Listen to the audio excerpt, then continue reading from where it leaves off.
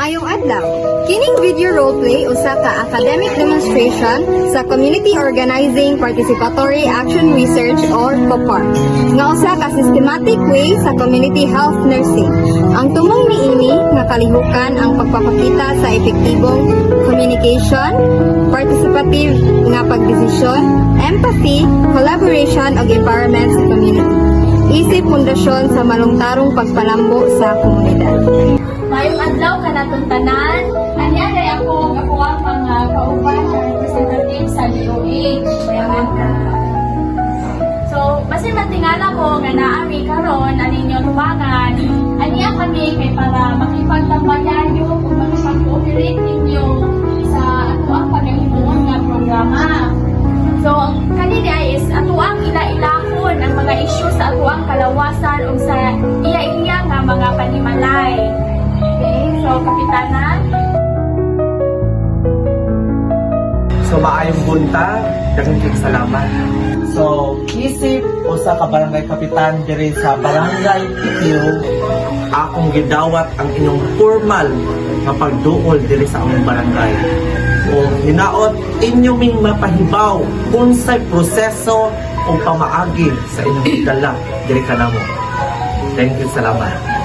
Ayan, ihog ko ma'am. Siya day among team leader. Siya among tubag sa imong pangutana, Kapitana. May bukas sa tanan. So, ang among pamaagi nakabase sa prinsipyo sa COPAR. Diin, ang komunidad mao ang sentro sa organisasyon o implementasyon sa mga programa.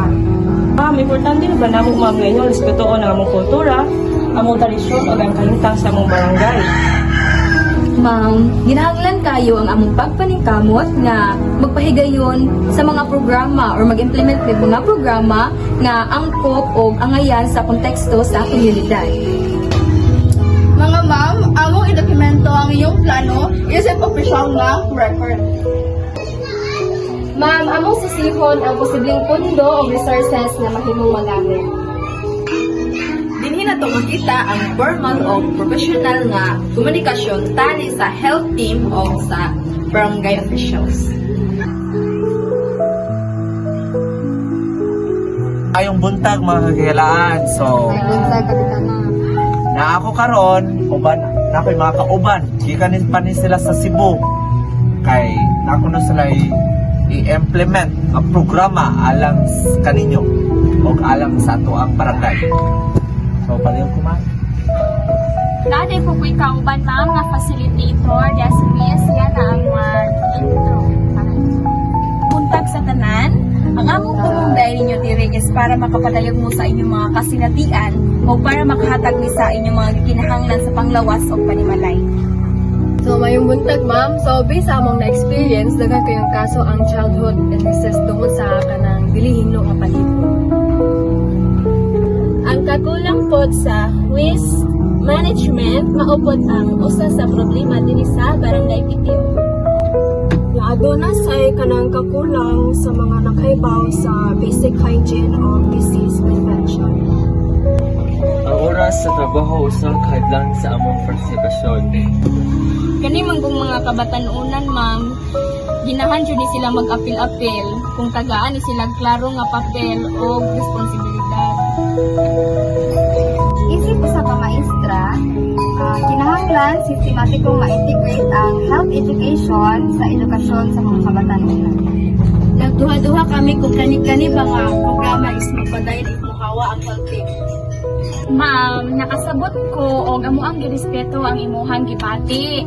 So, kanini ay COPAR ma'am is ginabuhat ni kay para mapalig-on o kanang puhon-puhon ang kapasidad sa inyong komunidad is kamo na mismo ang manguna o inyuhang ipadayon ang mga kalihukan nga amo ang gisugdan.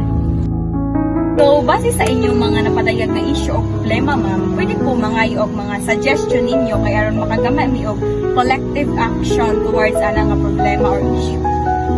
So, maghimutag Community Health Committee nga adunay representasyon sa matag sector. Ang mga kabatanunan mo'y angay nga manguna sa environmental sanitation activities. Ang mga ginikanan mao mahimong moapil sa scheduled activities sa weekends. Ako isip usa ka barangay kagawad o amahan ang barangay mutabang pinaagi sa lokal nga polisiya o ordinansa. So, ang desisyon magagikan ni sa inyong komunidad. Yang kami, mutabang naman kami isip usa ka mga facilitators. Ang plano gihimo gikan sa kolektibong desisyon sa komunidad. May buntag mga kabatanunan. May buntag ako na si Shane Ashley Deluren, isa ka student midwife. So karong adlaw, natay pagabuhaton. So atong pagabuhaton karon is mag-environmental sanitation ta ug mag-clean up drive. So giawhag ko kamo nga mo participate ug unta magbalang puso ng atong pagabuhaton karong adlaw.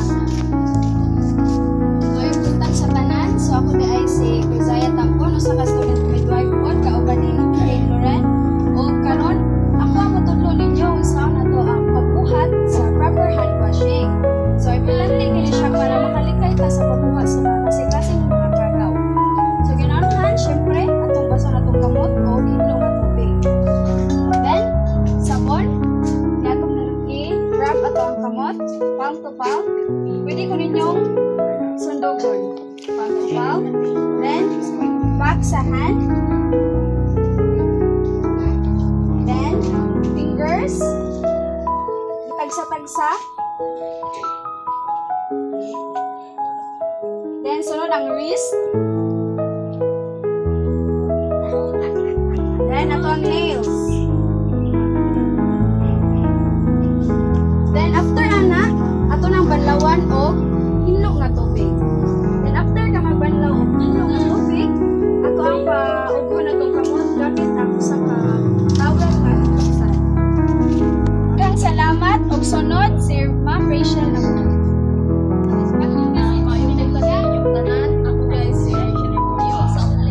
Student midwife na kauban nila tampon o urine.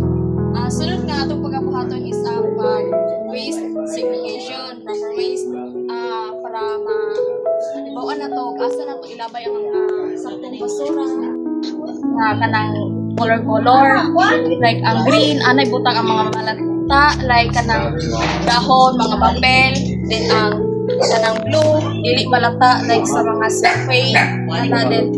Ang red mo ang hazardous like mga botilya kanang mga lansa nga makatunog o para gani ginabuhat na ang proper waste segregation para hinlo ang ato ang kanang palibot o dapat atong i-maintain ang paglabay sa saktong basura.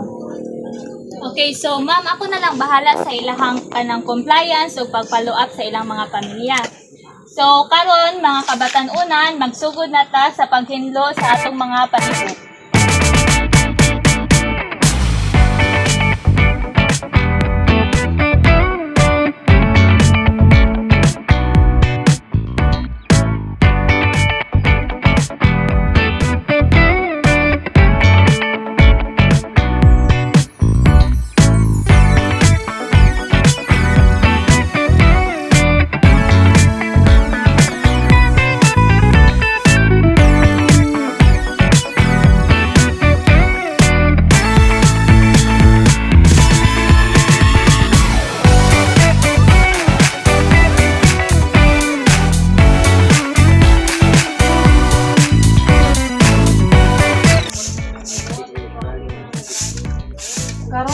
Karon nagyud namo ang koleksyon sa kahimsog o kanang kalimpyo ma'am. Tungod sa inyong doktor nga namo mas mahimo kami mas responsibilidad sa ang mga anak.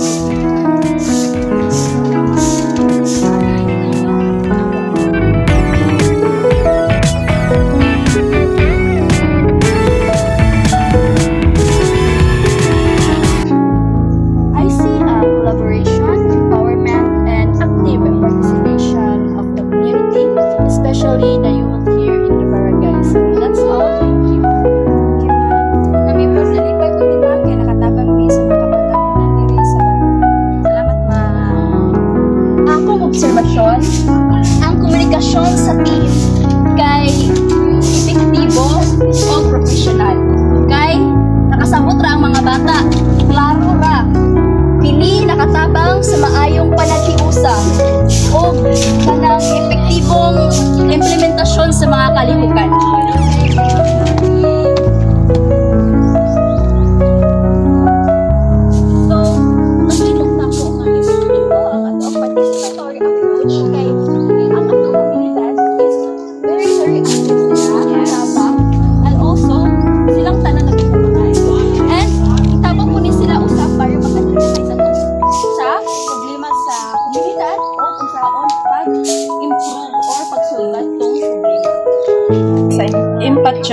evidence-based explanation. Oo ba, ma'am? Oo, kay tungod ni nagpalig-on siya sa kooperasyon o kanang pagsalig sa Sige ma'am, salamat ma'am. Good morning ma'am, sir. Ako din ako. So, karon ang komunidad is sa dunay kapasidad sa pagpadayon sa mga sa programa para sa labas. So, karon na discussion o pagkinamangay kung kita ang programa para sa mga unya kanang maggama sa ta or magtukod ka o sa mga some strategies para makuan ang suporta o kanang anay kanang ibang pundo para sa mga katawhan.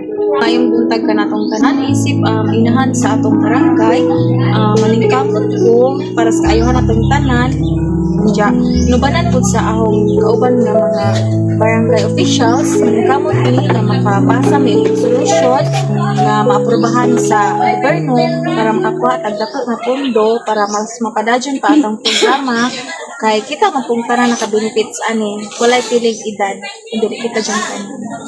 Og nakahimo sad kami og kolektibong responsibilidad isip usa ka komunidad. O kini ang tinuod nga esensya sa COPAR, ang paghatag og gahom sa atong komunidad. Community Organizing Participatory Action Research or COPAR is more than just a method in community work. It is a continuous process that promotes academic and social empowerment by actively involving community members in identifying their needs, problems, and solutions. Through cooperation, collaboration, and mutual respect between community and health or social workers, COPAR builds trust and encourages shared responsibility by valuing the voices and culture of the community. Meaningful change grows naturally from within.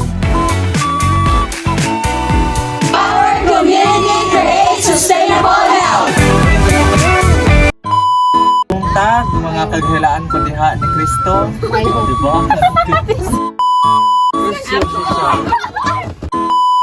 Camera, lights, camera, action!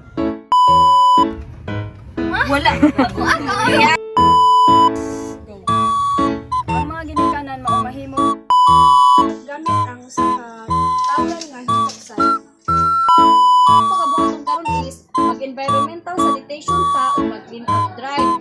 So giawhag ko kamo nga mo-participate. Mga ginikanan maumahimo mo ang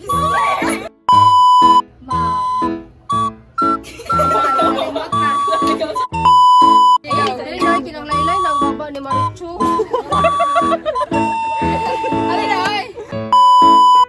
Mga ma'am, ako i-dokumento ang inyong plano para Mga ginikanan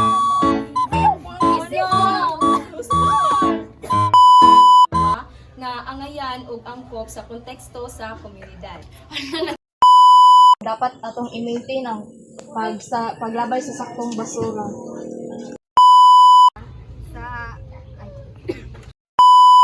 So, ang desisyon magagikan sa inyong komunidad. Inya, Ready, get set, I, go, not to go. 1, 2, 3, go! Empower community, create sustainable health! Balik. Di rin ako ikuante, di rin ako ikat. Ay, paro kayo. Power community and create sustainable health. Wala Oy, napalyakan nga. Okay. Sabar yan!